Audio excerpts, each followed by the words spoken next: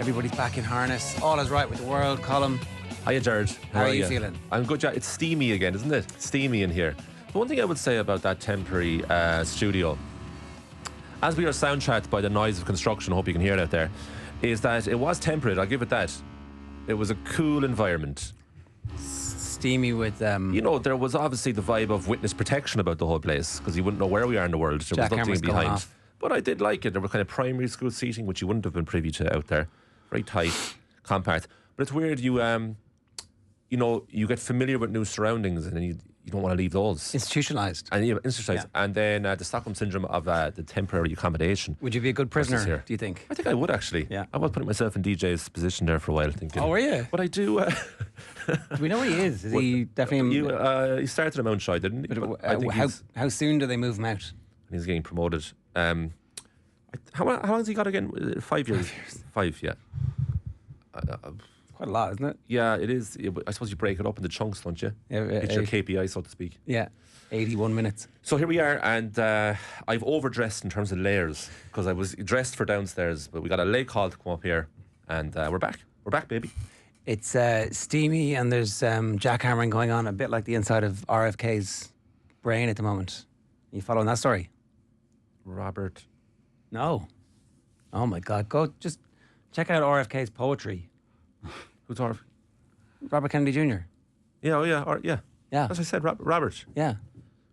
As in Donald's buddy. Exactly. Yeah. Oh, yeah. He was having a digital affair with a political journalist who came to do a profile on him. They didn't actually. Anyway, it was all online, and as a result of that, her then fiance has leaked the poetry that RFK Jr. was writing to her. Which, oh my God! If you haven't, you have to do yourself a favour. One of you could deliver it to us if you were of a mind this morning to ruin everybody's breakfast. Is it 50 Shades stuff? It's 50 Shades. It's unbelievable, and if you got ChatGPT to write you something in the voice of Robert Kennedy Jr., which I'd say is not beyond the bounds of possibility. He's like, what is this thing? Must check out this new ChatGPT thing. This could kill two birds with one stone here. I'm doing research for my gig. Anyway, it's like the biggest story in American politics, but it doesn't matter. Like, she's now written a book and it's in Vanity Fair. One can access this poetry, right? What? One can access this poetry. Oh, it's all over the internet. Great. Yeah, I just have no internet access myself. I do. I'm flying it over here in this part of the world. Your hotspot's working? Yeah. Not my actual internet. So, no, I'll have that lined up for you momentarily. Don't worry about that. In the meantime, Estêvão. So you walk into the office today, Ger, and I says, how about this Estêvão kid? Right? Because Chelsea actually have a load of good players. Okay? And I don't think we've ever been in denial about that. You know, they have a collection of individuals that are very talented. But are they a team? Like, what is the Chelsea team? You know, outside of Cole Palmer, name me the most important players. I think suddenly you're saying Moises Caicedo when he's fit. Enzo Fernandez. Yeah. I think everybody thinks... Then centre back, you're like... I think everybody thinks they've got the best partnership of central midfielders in the Premier League, right? I'd say Arsenal now have something to say to you. Yeah, Arsenal are close enough, but it's not like... Well, they're second for reasons. Estêvão was going along nicely. And I guess I had him in as, talented young for the 18-year-old signed from Palmeiras. He scored against Chelsea in the Club World Cup in the summer, of course. Chelsea nab him. He already has a good few Brazil senior caps. Great finish last night against Barcelona. So for people who missed it, they beat Barcelona 3-0. They also had 3 other goals disallowed. Barca reduced to 10 men. But he fires the ball into the roof of the net with his right foot. He's pretty much either foot, Estêvão. Plays right wing, but can use both. And very exciting. Tremendously so. Andre Santos as well, who got a disallowed goal. It's actually more so the players that they didn't even have available last night. When they have everyone available at Chelsea, they could put 2 11s out there that are excellent. And then at the same time, I have no faith in them that they have any backbone. This suits them down to the ground. Champions League game where, nothing's mad on the line. So that's the thing about Champions League at the moment, They did win the Club World Cup. They did, but that is a pre-season tournament, ultimately. Now, they beat Paris Saint-Germain very well in the decider. Yeah, they hammered them, didn't they? 3-0. I didn't watch the game. It was one of those 3-0s where it's like... They were well warranted, yeah. 50-50, smash and grab, 1-0. That ended up being Gianluigi Donnarumma's last game for PSG. So they were excellent there, and they've showcased it. Obviously, they're second in the league, but then they went to Old Trafford and they were very poor. For example, they have a poor game in them. Last night against Barca, they were against a very drab Barcelona outfit. But I suppose, look, this time of year, it's the same. You saw what Manchester City and the team that they put out against Leverkusen. Not great, like, you know. Pep Guardiola said afterwards to TNT, at this time of the year, okay, I'm trying to rotate. We're playing every 3 days. Maybe I rotated too much. But he was doing it in that sarky tone of his. You don't know if he was actually sincere or not. What did you think? You sent me the clip. What did you sent me the clip to be like? Is he sarky? Is he I think not he sarky? actually started off sarky and then realised halfway through his answer was like, oh no, a guy was actually asking me legitimately about this and I'm going to give him an answer that I believe in. But I do think every bit of Pep Guardiola's musings with the media essentially have a tone of disdain about them. That he absolutely hates talking about football. Well, he's got 1,000 games, Group of people. Did he tell you that he's 1,000 games? He seemed surprised and he was informed of that milestone. Oh, do you think so? He brought it up a bit since. Yeah, since someone reminded him, was kind enough to do it. But he, the way his tone and curtness with the media encourages a bit of the odd sycophantic question. So he has that nailed like Razzie style. He has a control of the media, Pep. So they're a bit afraid of him, after the game. Was 10 changes too many, Pep? And then he does that thing where he's scratching his face and he's smiling at you when he's answering. And you're in for a bollocking. But his words were sincere and his tone betrayed it. And yet they lost 2-0 to Leverkusen. But it doesn't really matter this time of year. Top 24, you'll be sorted. I, for one, marginally enjoyed this Champions League version than the group stages that were 2 years ago. I think... marginally. Well, when your team is in it, it's great. I didn't like the group stages. I thought they were unbelievably predictable. That it was just 2 from 4 and it was almost always the same 2 from every 4. So I get sick of this. At least this kind of time it's a bit of entertainment in terms of who's playing who. It's like, okay, this game's on now today, grand. There's a bit of randomness to it. I'd not even look at the table this time of year. I just enjoy the games for what they are. Yeah, yeah, no, I wouldn't agree. I find it rips out the jeopardy of it. I don't think there was any jeopardy, that's why they changed it. Well, there was jeopardy it wasn't. It's not the fact that it's not jeopardy they're looking for. It's the opposite of that. Like, we know that they don't want jeopardy. They want a case where, like last year, PSG can start off poorly and have a whole second half of the season to resurrect themselves. They don't want PSG going out in December. That's the last thing they want, or dropping into the Europa League. So I don't think they're searching for jeopardy. Like, it's pure consistency they want. But there wasn't any jeopardy in the previous there was stages either. Sufficient that it's like if you were thinking about it, their MO with the whole thing, I suppose, is to make more money, and you get whatever way you get that because there's more games and everything else. But then the next thing on their list is they basically don't want, like, that back to the whole thing at the root of the Champions League is the fact that you don't want good teams or the big earners to be knocked out too early. And that's a move towards this. It's just solidifying it further. Is that bad? It's like competitive wise, it's bad. Was Paris Saint-Germain in the latter stages last season not good for the competition? Well, I don't think. Was it good for the competition? It's good for the second half of the competition. It's bad for the first half of the competition. There can be two things, It's great finale, like, amazing the performance. first half of the competition was great for loads of for Villa fans. It was brilliant. Like, it was picaresque across European venues we'd never been before, or not in 25 years, with meaningful games for Villa because they were striving. The super teams were confident of their positions. I think one of them had to scrape in. Did Real Madrid have to scrape in? But PSG did. Wasn't there a round of last 16 game that was actually... Real Madrid, Atletico Madrid. They're two last 16. super heavyweights that you would be like, ooh, expected them to. But I suppose that's the point. But like, if you finish in the bottom, previously if you'd finished in the equivalent bottom 16, you're out. Yeah. And now you finish in the top 24 and you're in. Yeah, and now it's like it's a little bit of a con. Like, it's just a long game to kind of get to where you need to get.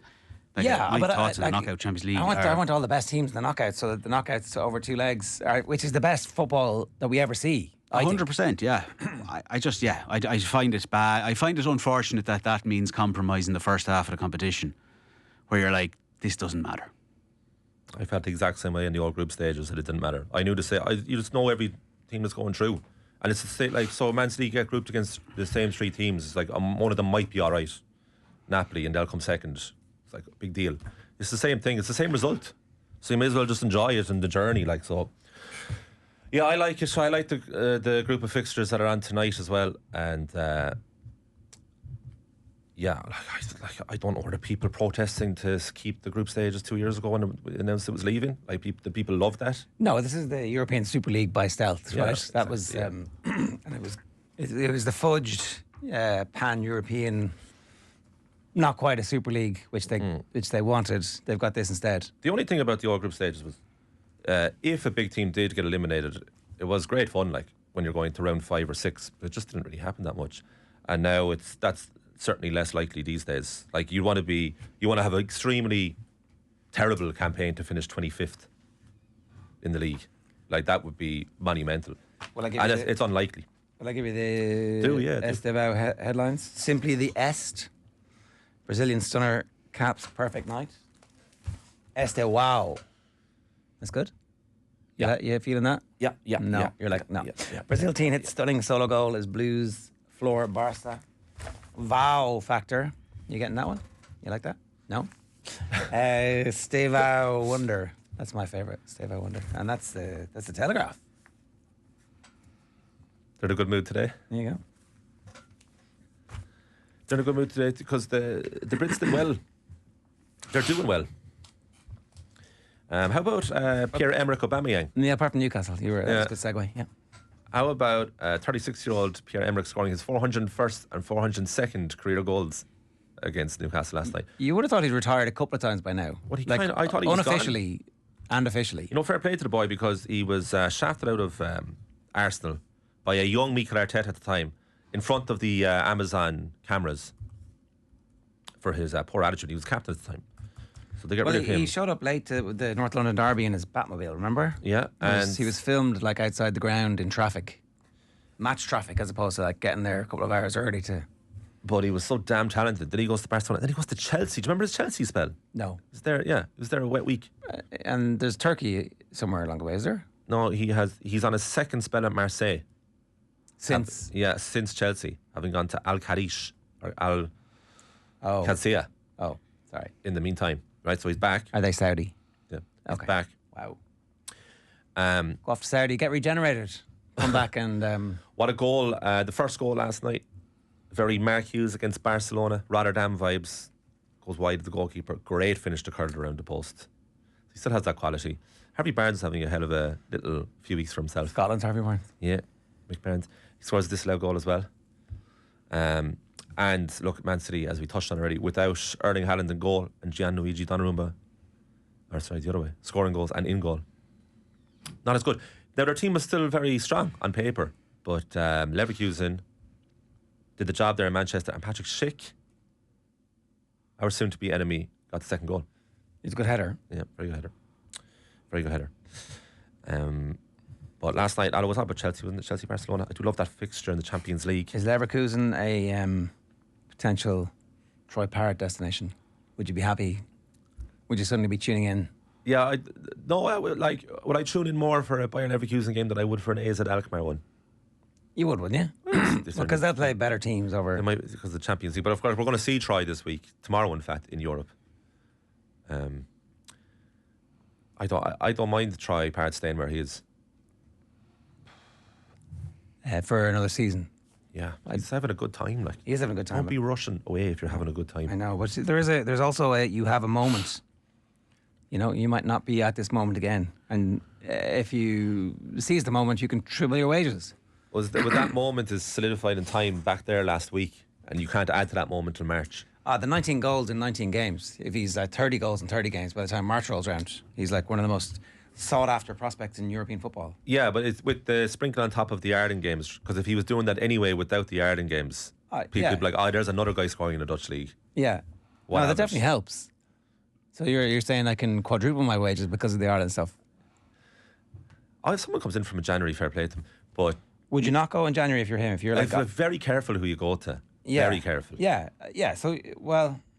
I think he's having a good time kind of... when I say off-Broadway, I mean that this side of the world, we're not watching all of his games. Right? That's what I mean by off-Broadway. So if he stays in mainland Europe... Did you see early in the Barcelona game one of their strikers missed.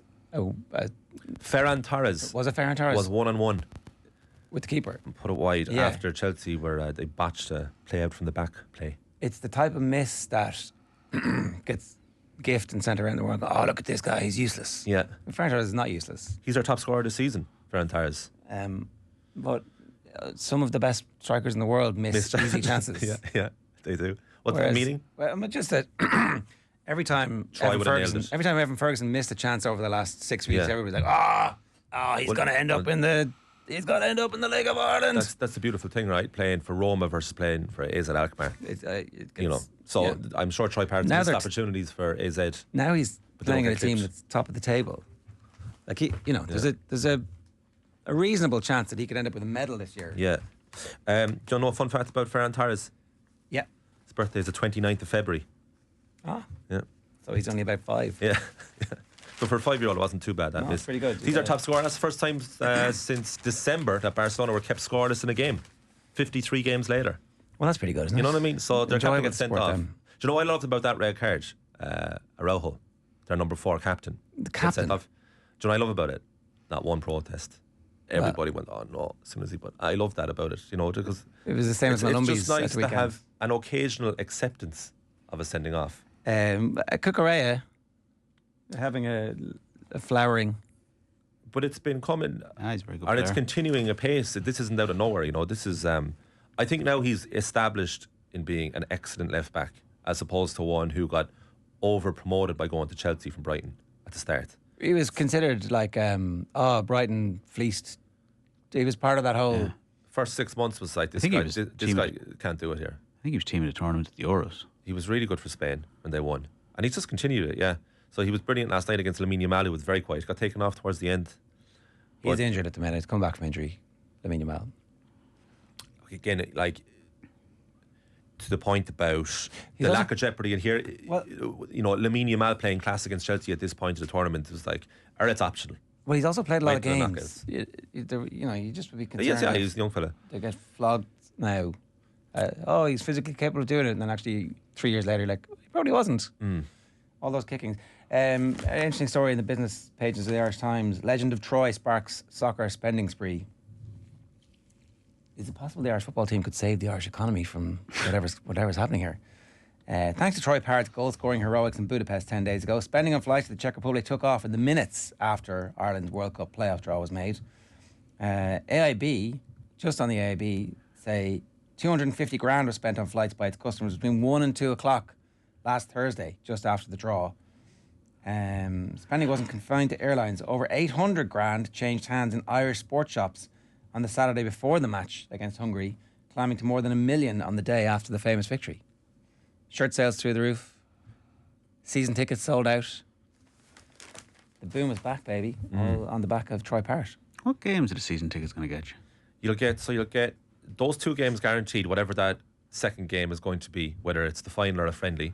Away. And But like, will there be enough? then you see there's 3. Not the I think away there's game. 3 friendlies, Not the and I away think game. there are 3 Nations League games. But that's what I mean. Are our 2 playoffs, if we get 2 playoffs, are they not both going to be away? No, No, the second one's at home. we got home show. We got home draw. Second. Oh, I missed that. Yeah. Yeah. Which was amazing because okay. that part of the draw last week, it was just so part was just so random. They were just like, we're just going to see who's going to be home and away. There was like no seedings whatsoever to that part of it. In advance, we'd been told the opposite, or certainly it had been that's floating fair. in the ether. No, there was I- no prospect of us getting. No, it was. Once we were in it the was, pot. it was dropped that you could. It was On the gonna day, be, there was but going to in- be a randomness to it. In the all week, it was like, I think it was anyway. It was close to it for sure. But it was mad because say as everything well. else was so unbelievably seeded to within an inch of its life, which is totally fair. And then it came to like the last part of the draw was like, oh, now we're going to determine who's home and away in the final. So if we lose to Czechia, We get a home. well, you don't get anything. No, well, we get a friendly at Yeah, home on the we know, same yeah. day of the final against But North like Macedonia. so it's like, but there's no Or other. Denmark.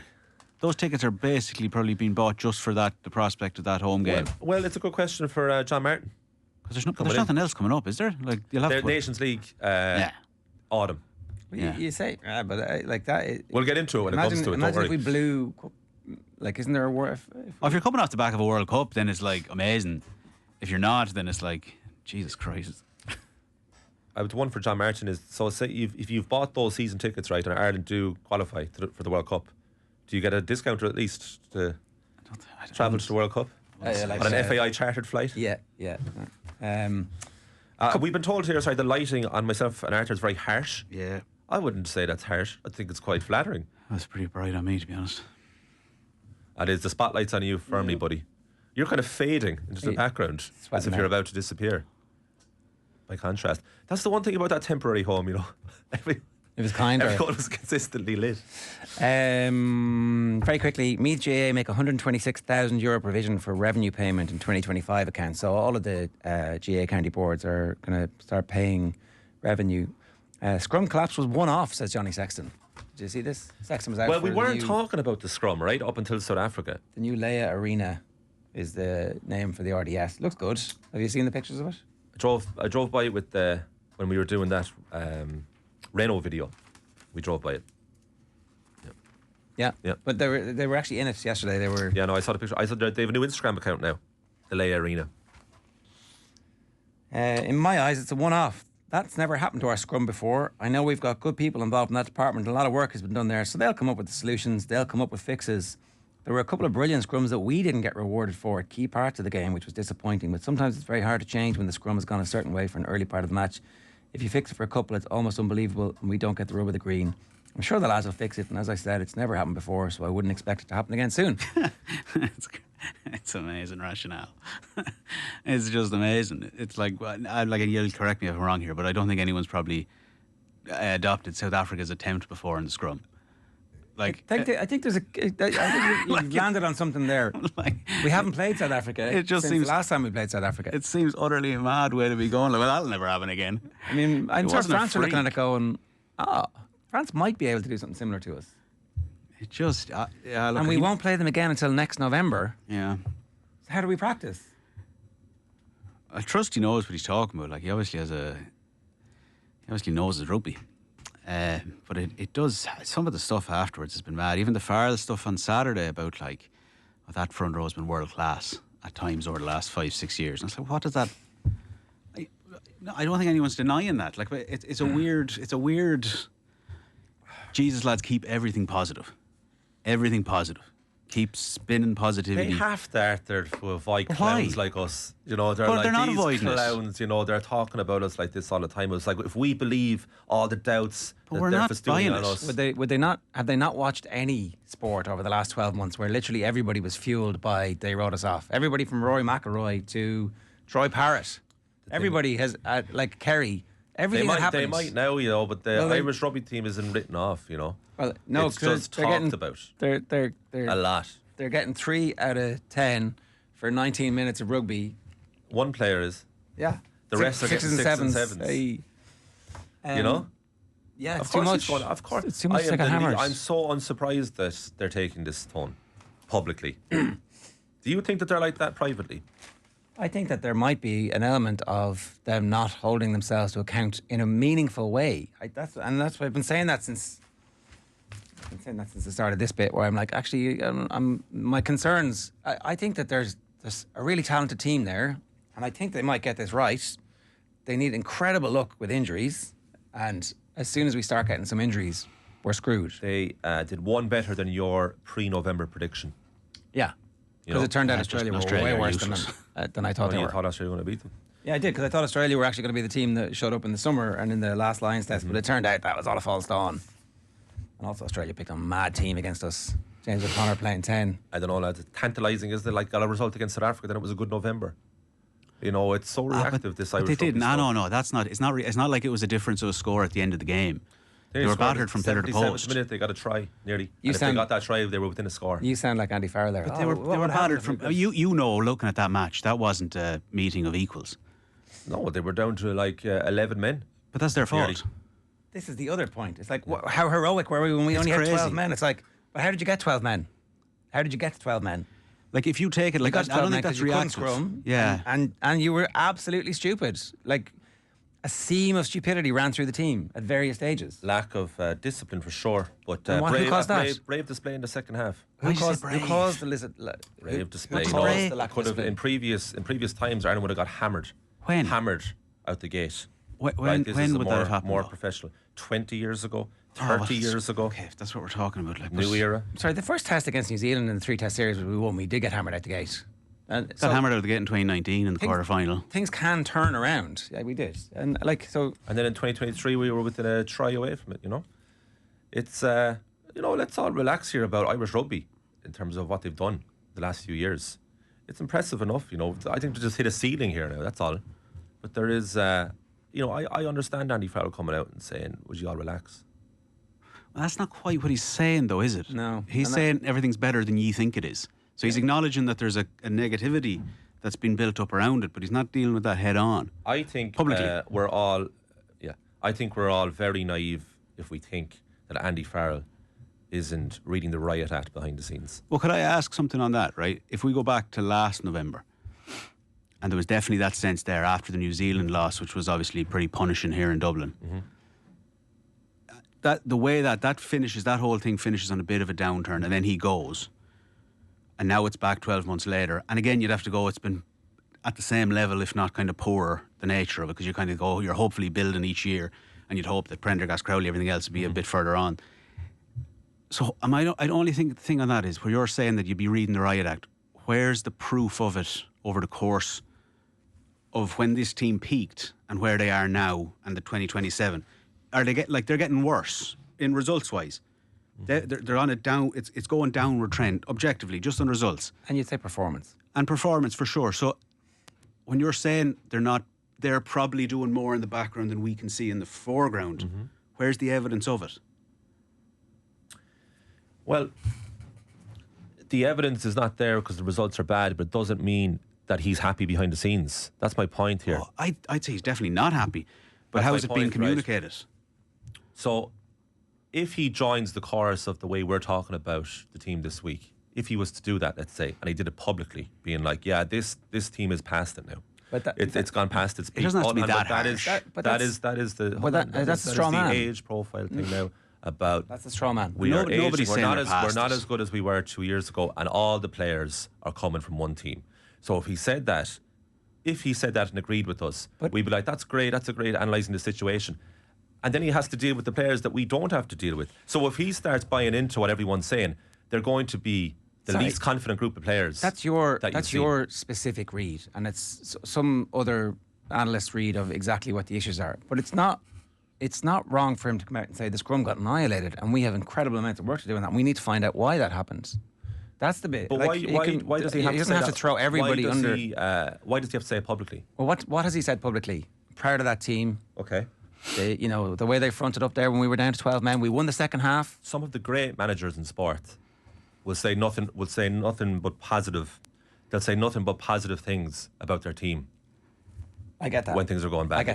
I get that. Nothing but it's but just positive. there's no evidence that It's working at the moment. But the same great managers who would say great things about their team would say that during terrible runs of form. And they'd all won something like the World Cup quarterfinal. So Andy Farrell has the Grand Slam. He has a Grand Slam and a championship in the He's the same as every other Ireland manager ever in terms of the World Cup.